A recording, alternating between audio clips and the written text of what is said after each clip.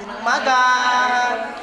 Okay, meron kami ipinalibot na attendance para sa araw na ito at kung may makikita kami na may naka-attendance dyan na wala dito ay lalagyan ko ng X. Makikita niyo ni Sir kung sino yung nagsisinungaling dito. Okay? Okay, bago kayo magsimula, inanyayahan ko kayo na makinig ang lahat sa araw na ito dahil mahalaga ang pag-uusapan natin tungkol sa pakibasa. Okay, maraming salamat sa partisipasyon at inanyayahan ko lahat ng tumayo para sa ating energizer. So, sige sa hindi umagilig sa atin. Magandang umaga sa lahat. Bago natin simulan ng ating formal na talakayan, ay magkakaroon muna tayo ng energizer activity. So, ang energizer activity na ito ay napakasimple lang. Ganito lang ang gagawin nyo. Kapag sinabi kong pumunta kayo, at pag sinabi kong kanan, pumunta kayo sa kaliwa. Pag sinabi kong kaliwa, pumunta kayo sa kanan. At pag sinabi kong upo, tatayo kayo. At pag sinabi kong tayo, uupo kayo. Yes! Oo, papaliktad. Tayo! Upo! Kanan! Kaliwa! Kaliwa! Kanan! Tayo! Tayo! Upo! Tayo. Okay, yun lang. At maraming salamat. Okay, maraming salamat sa partisipasyon. Palakpakan ninyo yung mga sarili.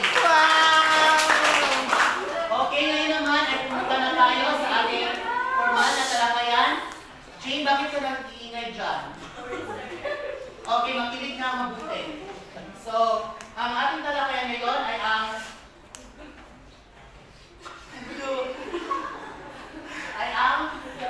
pamanahong papel. So ang pamanahong papel ay ito ay uri na papel pampananaliksik na karaniwang pinapagawa sa mga estudyante sa kolehiyo bilang isa sa mga pangangailangan ng isang larangang akademiko. So ang pamanahong papel ay hindi na bago sa atin sapagkat kung tayo nasa sekundarya pa lamang ay naturuan na tayo nito mula sa grade 11 to grade 12. At hanggang ngayon, tinuturo pa rin ito sa atin. So from the word pamanahon, ito ay napapanahong papel or napapanahong issue na isinusulat natin. For example na lamang yung mga pambabatikos kay Vice Ganda. So sinisilsid natin yung mga ganyang mga pananaliksik dahil alam natin na mayroon niyang kahulugan at mayroon niyang dapat solusyonan ang problema, no? So yan, pamanahong papel. Ito rin ay nagsisilbing kombinasyon ng mga masulat na gawain kaugnay ng pag-aaral ng isang paksa, isang kurso o asignatura sa loob ng isang panahon o term. Yun na nga yung sinabi ko. For example, sa diskurso natin, isinusulat natin yung, for example, sa ritual ng mga higaunon. Sa isang semestre. Kasi gusto natin, mayroon tayong gustong patunayan, mayroon tayong gustong abutin na sa end ng term or sa semestre. So, ang sulating pananaliksik ay isang paglalahad ng pinalalabas sa isang pagtula sa pagtalakay ng mga bagay-bagay hango sa mga nakalang informasyon mula sa inilathala ng mga tao na nagsasali at nag-aaral tungkol sa iba't ibang paksa. Yun na nga na explain ko na yan kanina. So, narito ang mga hakbang na dapat sundin sa pagsulat ng sulating pananaliksik. Makinig kayo mabuti dahil alam naman natin na sa pagsulat ng pananaliksik, marami pa rin tayong mali. So, ito talaga ang malagang talakayan ngayon. So, pakibasa lahat ang number 1. Pumili ng isang magandang paksa. Okay. Sabay group ay sa pagsasaliksik, nagbabay group na papangkat-pangkatan tayo.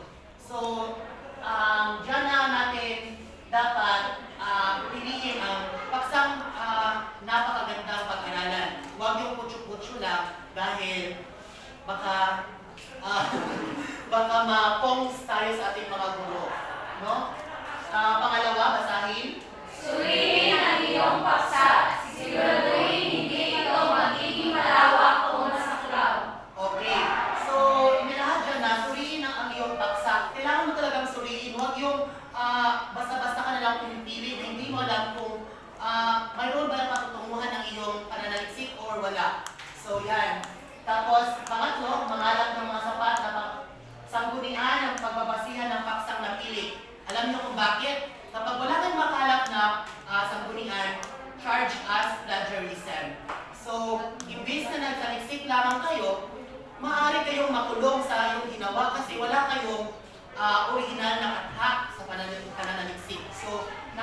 importante talaga ang sanggunian sa ating pananaliksik. So, gumawa ng balangkas ng paksang tatalakayin. So, kailangan mo na gumawa ng balangkas upang mayroon kang pagbabasihan kung ano yung dapat ninyong tatalakayin sa inyong pananaliksik. No? Sa inyong mapanahong papel. Tapos, panglima, ihanda na ang mga sanggunian magiging pakipakinabang sa pagsulat ng sulatin. So kung nakakalap ka na ng mga sanggunian sa iyong tatalakay or sa iyong pananaliksik, ay maaari mo na itong ihanda at maaari nga ihalin mo na sila kung saan kaya ang una kong sanggunian dito na gagawin ko ganyan para mas maganda yung inyong pananaliksik. Pang-anim, gumawa ng talaan ibang-ibang sanggunian tulad ng mga sumusunod. Maaari kang kumuha sa mga aklat na sanggunian, maaari din sa mga artikulo, at sa magazine at periodiko. Okay, yung apat na yan ay yan dapat ang pagbabasihan natin sa sanggunian. Idagdag na lang natin dyan yung sites sa social media or sa internet. Tapos, 7, mangalap ng mga tala, isulat ito ng organisado, malinaw at may kaisahan, napaka-reasonable naman yan. Suriing mabuti ang mga naitala at saka ito reserbahin. So, kailangan mo rin, kahit nakapagtala ka na, kailangan mo itong suriin or evaluate upang baka mayroon yung mali na nakuha, hindi pala siya relatable sa iyong topic na ginawa or pananalisis na ginawa. At pang-siyam, ihanda ang talasanggunian. Yun na nga, ihanda mo na lahat yung mga sanggunian na yung nakuha mula sa apat na sources, yung dinadagan lang natin siya ng internet. So, narito ang bahagi ng ang pamanahong papel. So, una ay ang fly left 1. Ito yung pag-print na natin sa ating pananalisik. Sa fly left 1, ito ang pinakunang pahina ng pamanahong papel. Walang nakasulat na kahit ano sa pahinang ito. So, sa first page, blanco gid siya. Wala siyang sulat, ni isa, kahit number man lang, wala talaga. So, sa pamagitan pahina, ito ang pahina ang nagpapakilala sa pamagahat ng panahong papel. So, yung makita ko na source ay ganito. Una ay ang title mo. Dito yung title mo. Tapos, wala itong logo dahil hindi tayo allowed magamit ng logo. Dito yung title mo, for example, mga pambabatikos kay Vice Ganda, masulit pagsusulit, ganyan. Diyan ilagay. Tapos, isang mapanahong papel, dito tayo, isang mapanahong papel na iniharap kay Ginoong Amroding Barayman. Ganyan. Ganyan niya pagkasulat, kung ata ninyo siya i-defend ang inyong pananaliksik. Tapos, dito rin ang bilang bahagi ng pagpapatupad sa asignaturang, for example, diskurso. Ganyan. Diskurso. Tapos, dito rin yung author ninyo sa last. Author, kung sino yung mananaliksik, dyan, lagay. Tapos, pietsa kung saan, kung kailan ito sinagawa. Dyan yan. Again, ang pagkikang pahina ay paksa ninyo kung saan ninyo iharap ang inyong papel. Asignatura dito, bilang magpapatupad ng asignatura ganyan. Author line, kung sino yung mananaliksik. Tapos dito, yung petsa. Sa dahon ng pagpapatibay, kung saan ang dahon? Bakit may mo nga? Dahon, sir, itong dahon sa marang. Hindi. Dahon ng pagpapatibay, ito yung kahinang kumukumpirma sa pagkakapasa ng mananaliksik at pagkatanggap ng guro sa pamanahong papel. So pagkatapos natin may defend, pwede natin itong ilagay ang dahon ng pananaliksik. So, ang format niyan ay ganito.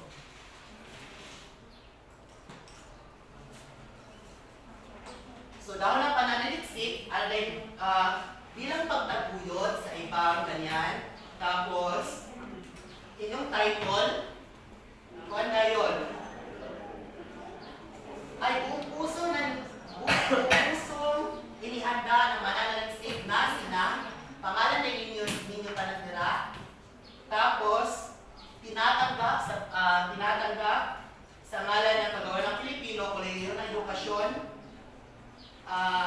bilang pangangailangan sa asignaturang diskurso, panay na ngalan ni Sir, ngalan sa inyong guro, tapos ilang pusigihan po professor ba siya or what, then ganyan, ganyan siya pag-define. So, pasasalamat o pagpapakilala. Sa pahinang ito, hinutukoy ng mananaliksik ang mga individual, pangkat, tanggapan o institusyong maaaring makatutulong sa pagsulat ng pamanahong papel at kung kayo nararapat pasalamatan na kilalanin.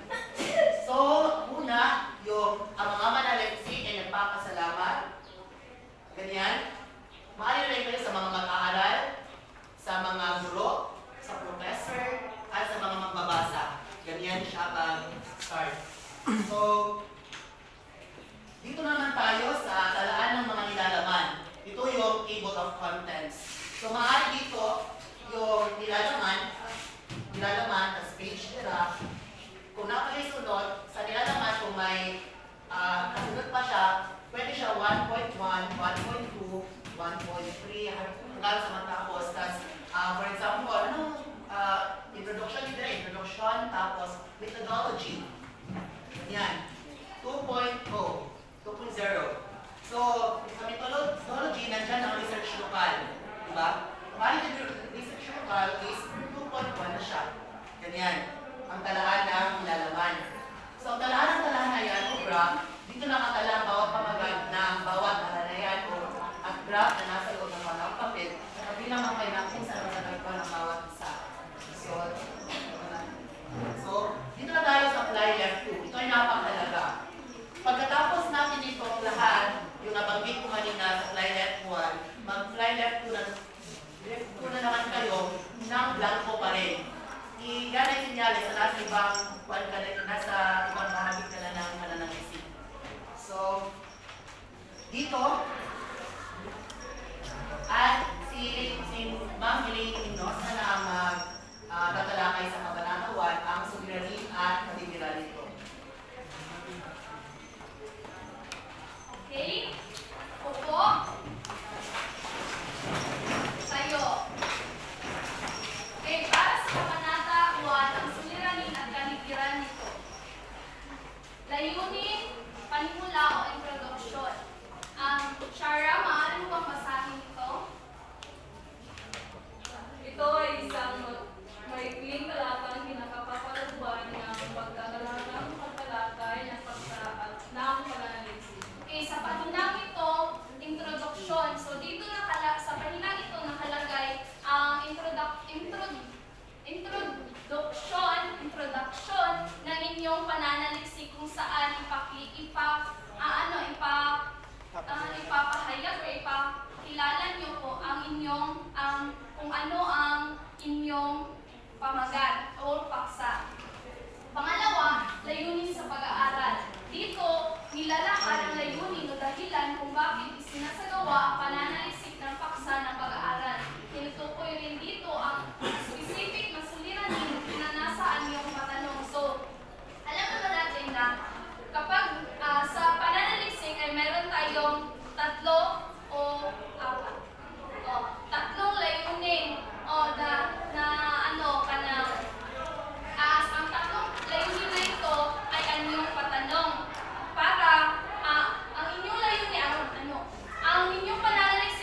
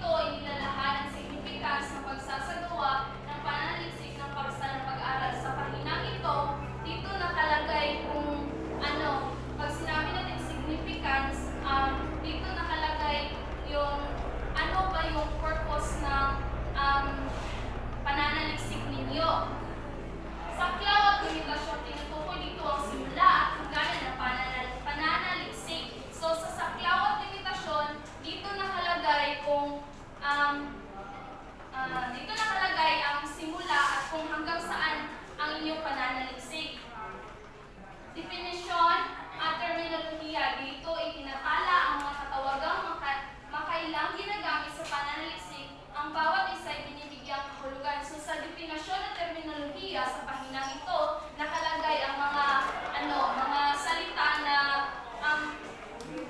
o inuulit o masyadong ginagamit at binibigyan ng kahulugan ang mga ito.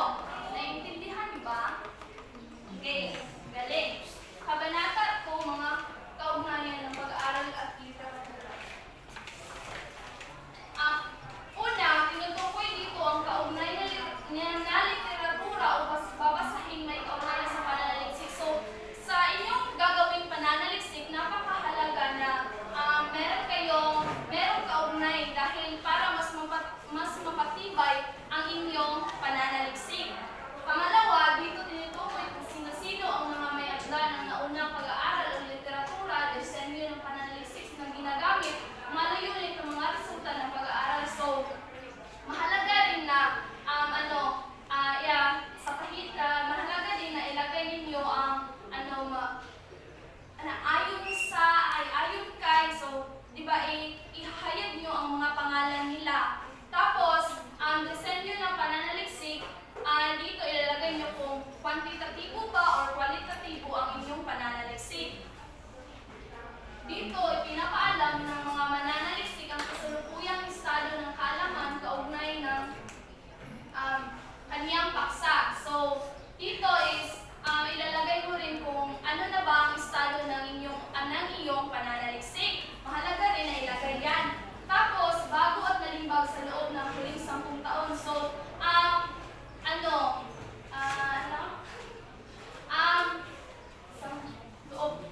10 years yung mga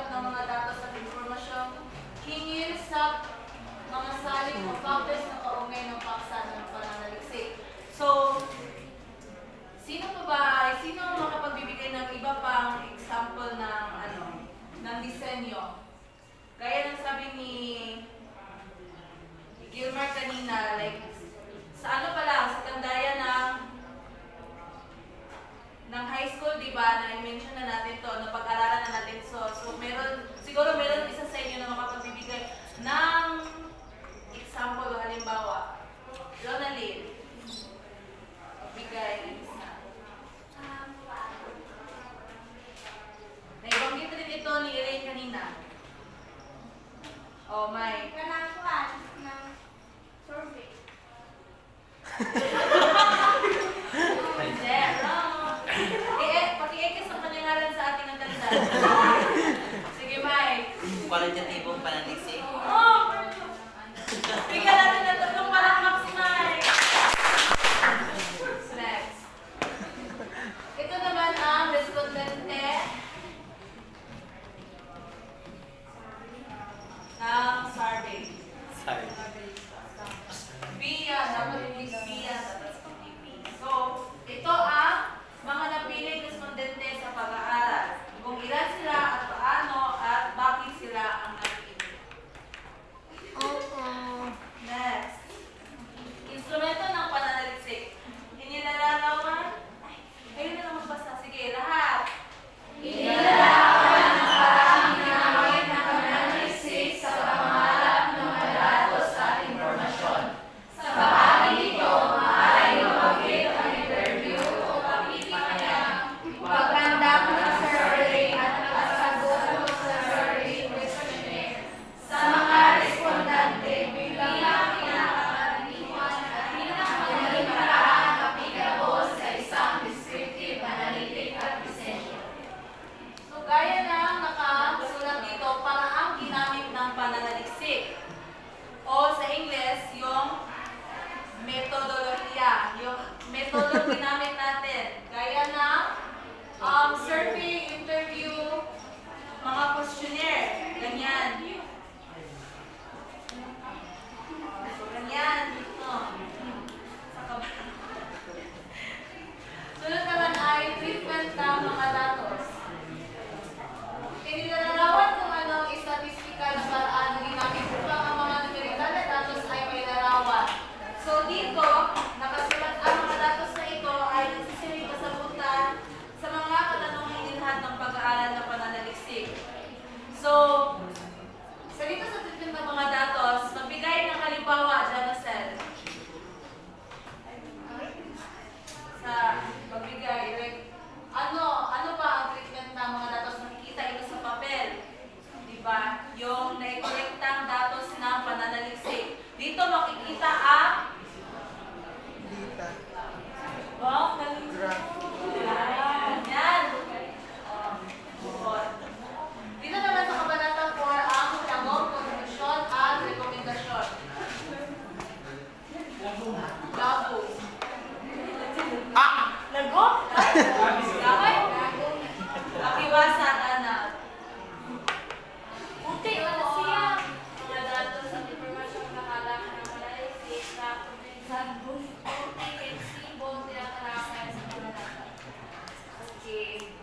sa papel, sa parteng ito, naglalaman ng mga pangunahing tungkulin ng mga pag-aaral o ang mga impormasyon tungkol sa respondente at panahon ng pag-aaral, paraan at instrumento ng pananaliksik. Sunod naman ay ang konklusyon, mga inferences, abstraction, implikasyon, interpretasyon at impormasyong nakalap ng pananaliksik. Mga hinunga o implikasyon, interpretasyon o paglalahap batay sa inyong napag-aaral o napag-aralan ng mga mananaliksik. Sunod naman ay ang rekomendasyon. Pakibasa, Aiza. Mga bintayang solusyon para sa mga suliranin, matupad o natuklasan sa pananaliksik. So sa rekomendasyon, kailangan nakatutuklas o nakatutulong sa pagsagot ng pag-aaral ng mga mananaliksik. At sa paggawa nito, kailangan nararapat na ito ay logical at valid. Sunod naman ay ang mga panghuling pahina. So ito naman ang listahan ng sanggunian. Isang kumpletong tala ng lahat ng mga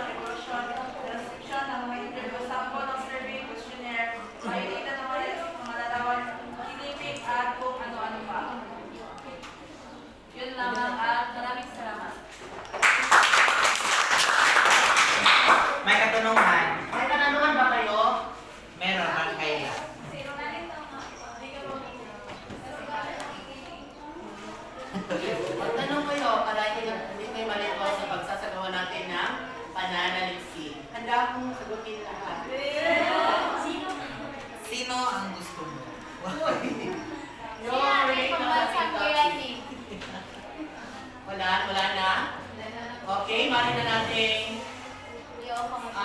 Dito nagtatapos ang ating diskusyon. Okay, maraming salamat sa inyong pakikinig.